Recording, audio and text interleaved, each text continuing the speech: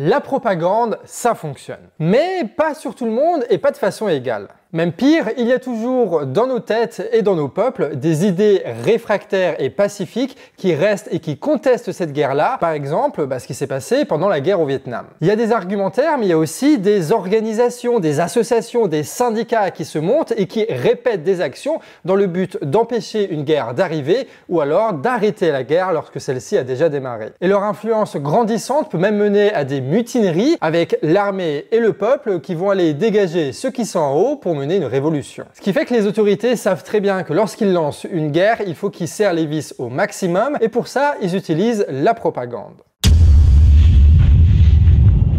Pour qu'un régime reste en place en temps de guerre, il faut faire croire à un maximum dans la population que ceux qui sont contre la guerre sont en réalité des traîtres. Ou même pire, des agents venus de l'étranger. Aux États-Unis, par exemple, au début de la guerre froide, on accuse tous les communistes de trahir la nation et on les empêche même d'avoir des jobs. Ce mouvement de dénonciation anticommuniste, c'est ce qu'on a appelé le macartisme et qui a eu comme figure de proue Walt Disney. Et là, je vais citer un article du Monde. L'homme d'ascendance irlandaise était un manager brutal, violemment opposé au syndicat de travailleurs qui réduisit fortement les salaires et affronta une grève en 1941.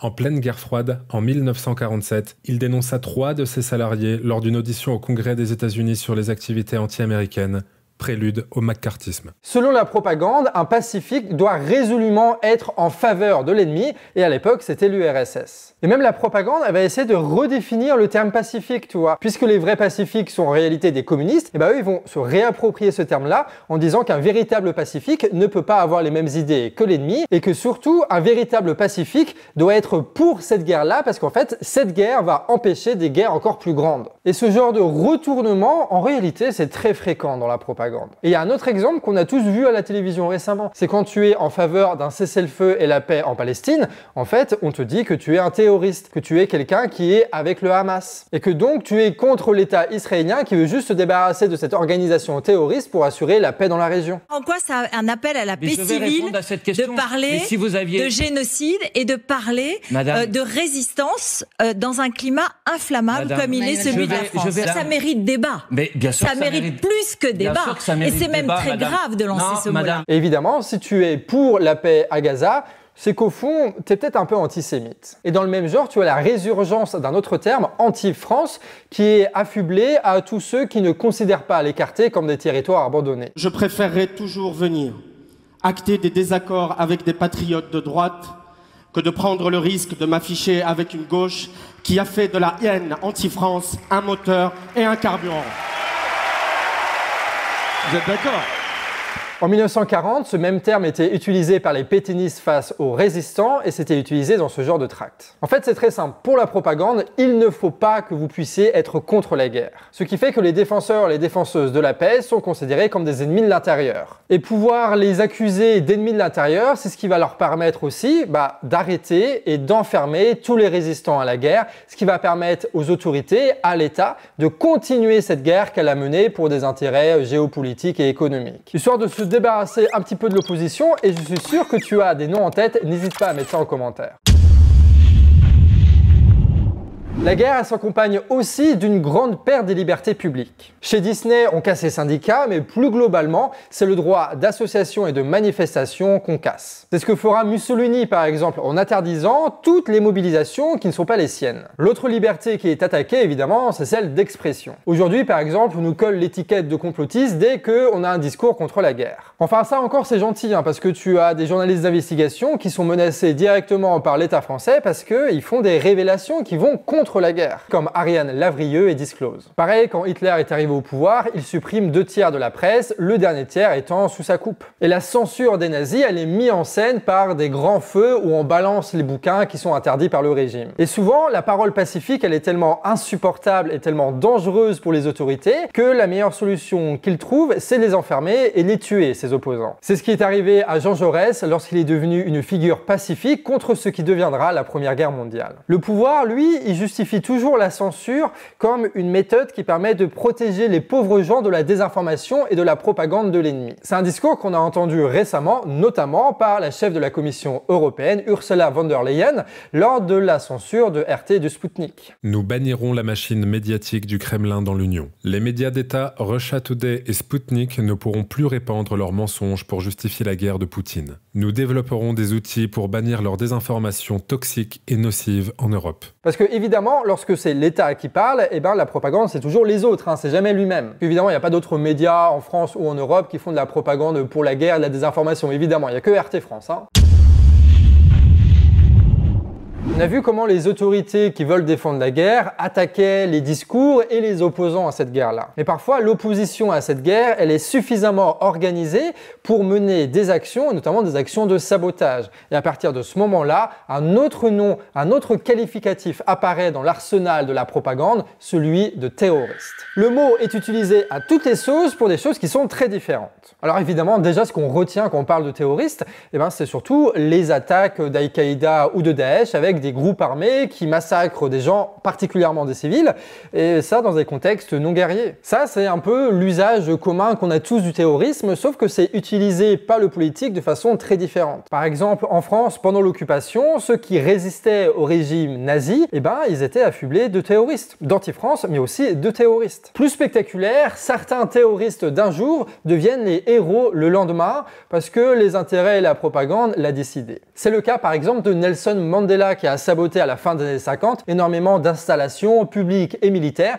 qui a fait de la prison pour ça, des années et des années de prison. Il était donc un terroriste, sauf que à la fin de l'histoire, il est devenu un héros, avec notamment l'obtention du prix Nobel de la paix. Et pareil d'ailleurs pour Yasser Arafat, qui est le grand leader du Fatah palestinien à la seconde moitié du XXe siècle, qui était considéré comme un terroriste, qui a mené des actions comme ça qui étaient qualifiées de la sorte. Et puis après, quelques temps plus tard, il a été reconnu comme l'interlocuteur légitime à l'international de la Palestine. Et lui aussi, d'ailleurs, il a reçu le prix Nobel de la paix. Ce qui montre bien que le terrorisme est utilisé parfois par l'État juste contre ses opposants, et qu'une fois que ses opposants, ils ont gagné, le mot terrorisme n'est plus d'actualité. Et puis pour parachever tout ça, on peut parler de terrorisme intellectuel. Là, c'est même plus des actes qui sont dénoncés, c'est juste qu'en fait, on pense pas comme il faut. Par conséquent, sachez-le, vous êtes en train de regarder une vidéo de terroriste intellectuel. Mais si quand même vous trouvez ça intéressant et que vous voulez qu'on puisse se développer en toute indépendance, n'hésitez pas à aller en description et nous soutenir financièrement sur Tipeee. Alors le terrorisme, on pourrait essayer de trouver des définitions. On pourrait dire que ce sont des actes de guerre, mais qui ne sont pas commis par une armée ou par un État. Et ça avec des moyens qui sont très limités. Mais encore une fois, cette définition, elle n'est pas satisfaisante. Elle est très floue en réalité, on peut trouver plein de contre-exemples. Quand récemment, on a reproché à des dirigeants politiques de ne pas qualifier de terroristes les attaques du 7 octobre, on se rend bien compte que ce mot-là est utilisé de façon politique et que les propos, quand tu les regardes aujourd'hui,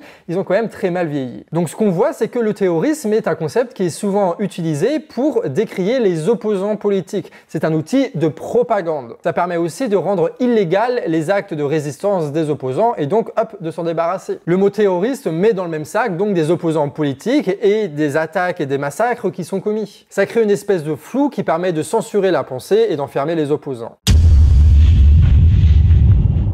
Les principes de propagande dont on a parlé aujourd'hui et qu'on a parlé durant toute la série Propagande de 6 épisodes, ça date pas d'hier. Ça a été décrit par Arthur Ponsonby en 1928. Et ça a été réactualisé au début des années 2000 par la chercheure belge Anne Morelli. Et en vrai, il y a peu de chances que ces principes de propagande changent avec les années qui viennent. Ces méthodes, elles ont aussi été utilisées par un publicitaire assez méconnu du XXe siècle qui s'appelle Bernet. Il a été l'un des pionniers de la relation publique et des mensonges dans la publicité. Ce qui fait que les méthodes qui sont utilisées aujourd'hui, en fait, c'est qu'une actualisation des méthodes qui étaient déjà utilisées au début du XXe siècle pour nous envoyer à la Première Guerre mondiale. Et depuis, c'est répété sans cesse par tous les régimes qui veulent justifier leur guerre. L'objectif, évidemment, de cette moralisation de la guerre, avec d'un côté les gentils et de l'autre les méchants, c'est de cacher les raisons réelles de la guerre, avec tous les intérêts politiques, économiques, géopolitiques qui se cachent toujours derrière, avec des contrats d'armement, de sécurisation des ressources premières, de marché marché bien juteux pour les grandes multinationales. Quand on cherche véritablement ce qui se cache derrière les discours de propagande, on retrouve toujours des intérêts impérialistes. Comme dirait l'autre, la guerre, ce n'est que la continuité de la politique économique, mais par d'autres moyens. La propagande, elle cache toutes ces vérités derrière un grand discours de défense de la patrie, de liberté ou de je sais pas quelle connerie comme ça. Ces grands intérêts économiques, protégés par la propagande, sont prêts à tout pour vendre leur guerre. Mais comme toutes les arnaques, la propagande, ça marche avec notamment un effet de saturation émotionnelle. Il faut générer un sentiment d'urgence émotionnelle, de peur, de colère, avec cette volonté d'intégrer un groupe. C'est en utilisant ces outils-là qu'on va réussir à faire avaler à peu près n'importe quoi, qu'on va ralentir le rouage de la pensée pour justifier la guerre. Et c'est précisément là où le travail politique et militant est très important. Parce que oui, ils installent une espèce de rouille dans notre cerveau, mais cette rouille-là, on peut l'enlever en détricotant toute leur propagande et en montrant les intérêts qui se cachent derrière. Et quand ce travail militant et politique est fait largement, on est très nombreux à ressentir, c'est vrai, de la colère. Mais cette fois, pas de la colère contre les ennemis présumés de l'intérieur, les traîtres, les terroristes ou je sais pas quoi. Non, la colère contre ceux qui nous dupent, contre ceux qui nous ont touchés au plein cœur, contre ceux qui ont manipulé nos sentiments contre nous-mêmes pour servir leur intérêt à eux. De la colère contre ceux qui froidement mettent la vie de nos amis, de nos frères et de nos enfants sous les balles pour satisfaire leur intérêt et garantir leurs privilèges. Et ça, c'est le début d'une autre évolution qui fait de nous d'abord des réfractaires contre le discours et puis des opposants jusqu'à devenir des révolutionnaires pour nous organiser en tant que classe contre ceux qui nous mènent à la guerre et à la pauvreté. Après la propagande, c'est la révolution et ce sera le sujet d'une nouvelle série que vous allez retrouver sur le Canard Réfractaire. Donc pensez à vous abonner pour ne rien louper de tout ça. C'est la fin donc de cette série propagande de 6 épisodes écrite par Aymeric et montée par Pixel. Un travail totalement indépendant et mis à disposition de tous gratuitement grâce aux dons de tous ceux qui nous soutiennent année après année. Et puis partagez aussi un maximum cette vidéo sur vos réseaux pour qu'elle soit vue un maximum par des gens qui vont du coup plus réfléchir à ce qu'ils voient à la télévision. Allez, des bisous à vous, force et à la prochaine.